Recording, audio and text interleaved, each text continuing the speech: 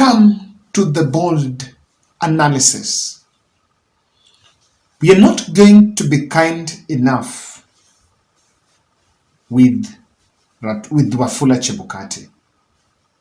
And this is because I think when he makes the exit, that exit must not leave us with chaos and nothing short of peace, so that because the country, he's leaving a commission, and as a chairman that stayed there for completion of his term, he has spearheaded 2 elections at IBC.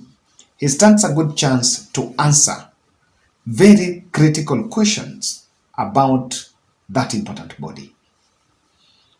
Welcome to the Bold Analysis. My name is Oduor, and I want to humbly request you to subscribe to our channel.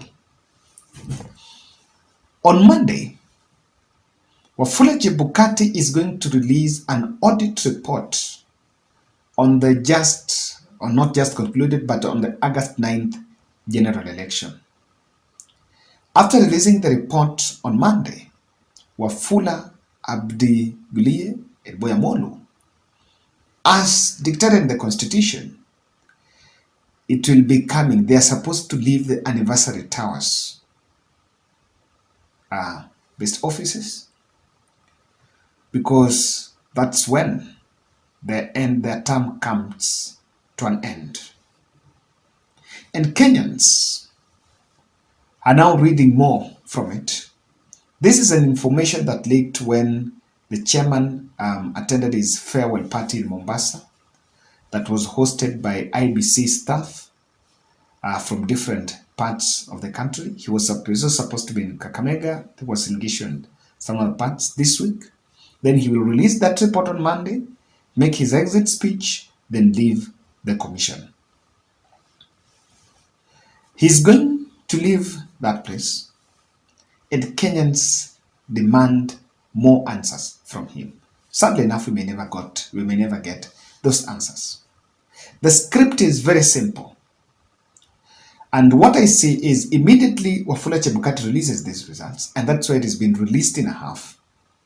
Make sure he releases it before he leaves, because immediately he leaves, the process of replacing him is going to gain momentum. And the other commissioners, the other 3 that are left, you still have Masit waiting for her fate with the tribunal. But as the process of coming in, of the new commissioners coming in and then starting up, the report may not have a sensation. It may not have the media attention so much if it is released by the new team that is coming up. It only has the sense when Wafula Chebukati himself is releasing it. And that's why from the political elites, they decided to make Chebukati release it or come up, or even craft such a report. My only worry is now that the commission did not have quorum, what kind of report do you expect? Are you going to see skewed observations and different aspects as much as election? I'm really looking into it. I will read it, and of course we'll analyze it for you here from that Monday when it is released.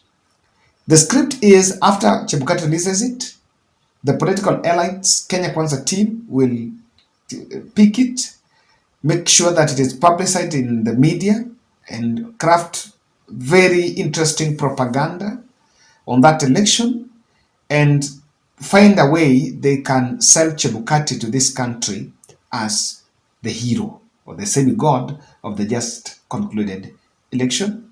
Secondly, it can also be tabled in Parliament after when Parliament resumes after recess, so that it's a basis of maybe taking the conversation of probing what exactly happened on the general election.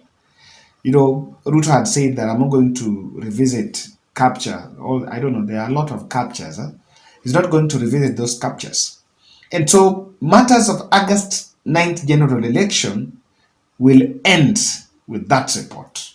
But MPs and the elites, political elites, might pick it for political benefit to tell Kenyans beautiful stories about Chebukati. Two reasons why Chebukati has been asked to, why Chebukati is releasing that report. Number one, he wants to create a bearing as for the fate of the Chereras, the Cherera 4, and Maset. It's creating a basis. He wants to, that report is going to, I can tell you, is going to index them.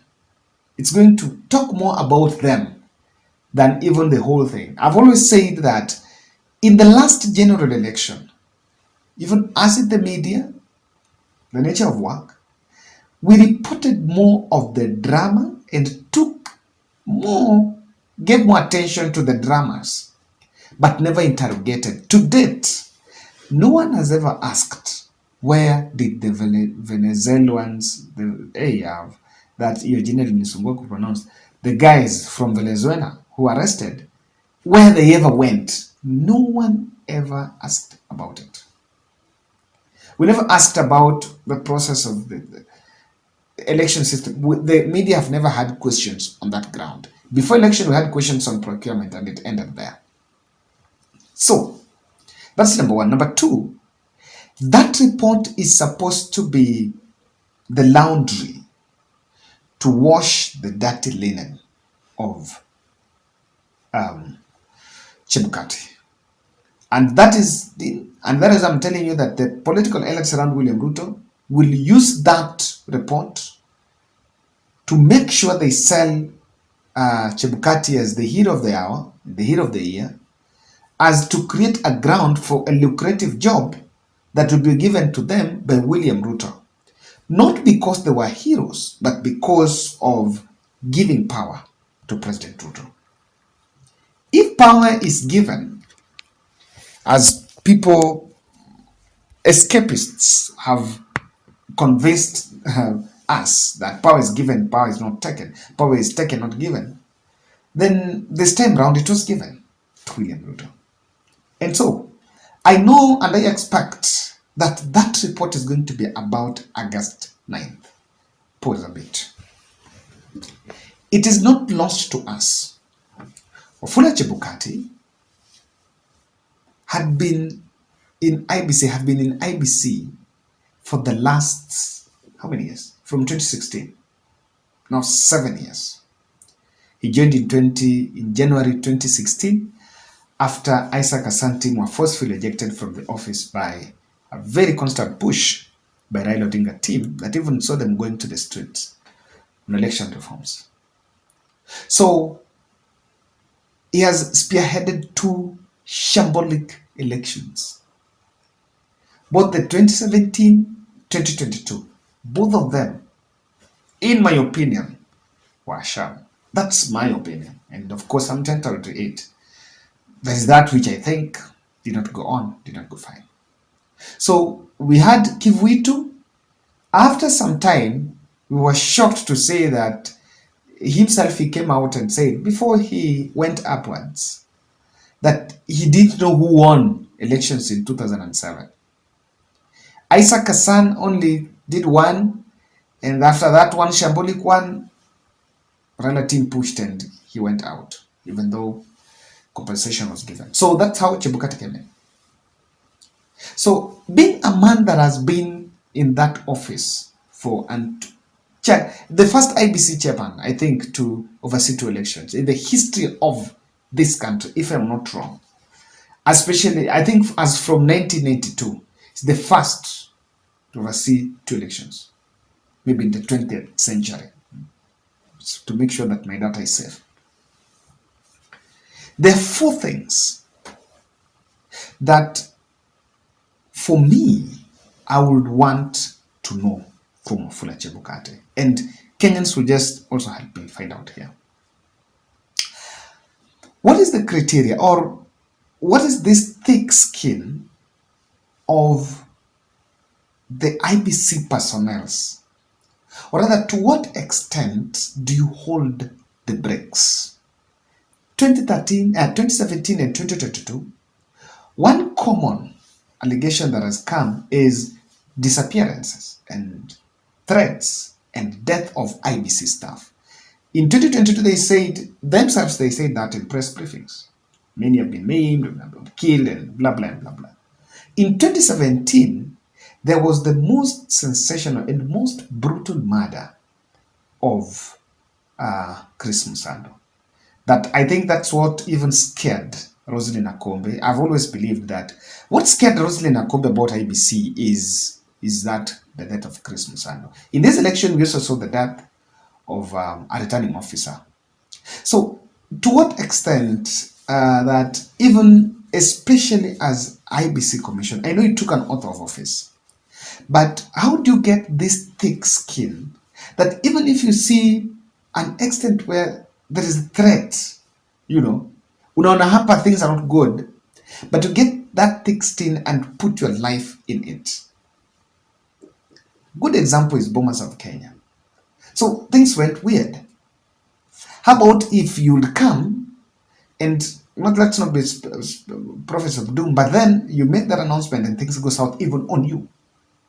So this is my point, that as a commission and as a collective responsibility, something has happened that is even putting the life of your staff at risk. How to develop that thick skin?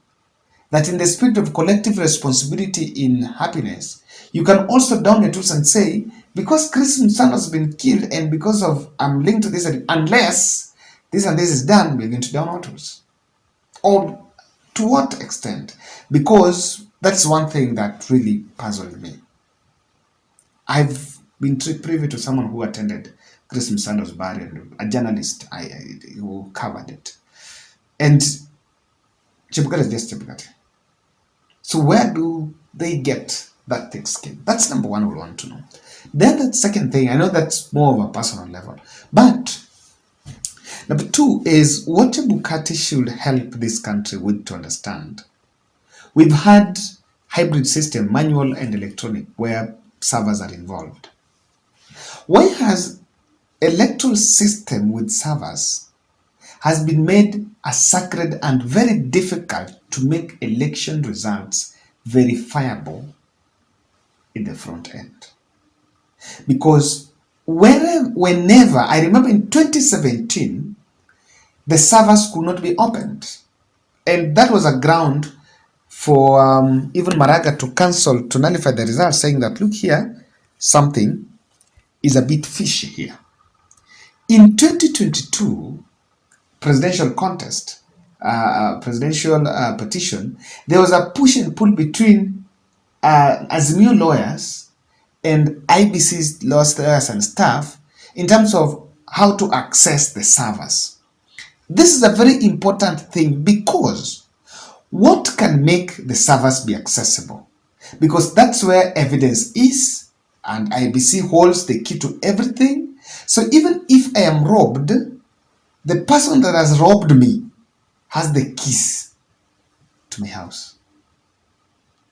So it renders presidential petitions useless, or rather ineffective, because IBC holds everything. So as he exits office, this is one thing that we want to look. What should be done in terms of legislation or to the threshold, or what makes it difficult for us to access it? Because first, presidential petitions are done after elections. So even if we are to receive that sacred data that we receive, okay, what are you going to use it for? And it was for the election, it's for the people of Kenya, and you've used it, and what is it? Is it money? You're not giving us about accounts about how IBC is running the money stuff. It's not a treasury server. It's one for the people of Kenya that just carries data and how people have voted and how the names are and this and that. What has made it difficult? That's number two. Number three, what can help end political infiltration in the body? Because the truth of the matter here is 2017, 2013, Chebukati just changed the goalpost. In 2017 was the other side, in 2017 was this side. No problem. Lastly, we have seen superpowers like US bragging days after our elections that they pumped 18 billion into electoral system. These are foreign powers. Is it about time that we work on a legislation on fundraising or resource mobilization for an electoral body? That we just make it waterproof. Number one, that it has to be only funded by taxpayers' money. And we lock out international grants and donors who come in, because what is not well laid is while they come and say we supported ABC with X billions, they're not saying what was their interest. Simple. Simple. We have our election. This is an election that have Kenya's interest. And someone is coming from outside to give us money, saying he's putting us. The 18 billion that we spent there, we have a budget. Don't you think from taxpayers' money, tunaweza fund our election? And what Chebukati should once tell us is, should we remove these people who want to fund, because it's a level of influence. 3 days before results were announced, there all the Caucasians were in Bomas. Is it UK? Is it US? Is it who? They're all there in Bomas. What is their interest in the election? And that would actually help us. For me, when you remove the international interest bit of it, they're putting money there, we can get it right. I don't know what to take, but according to me, as Chebukati lives, leave us with peace. Don't give us chaos. Out of 10, I give you 2.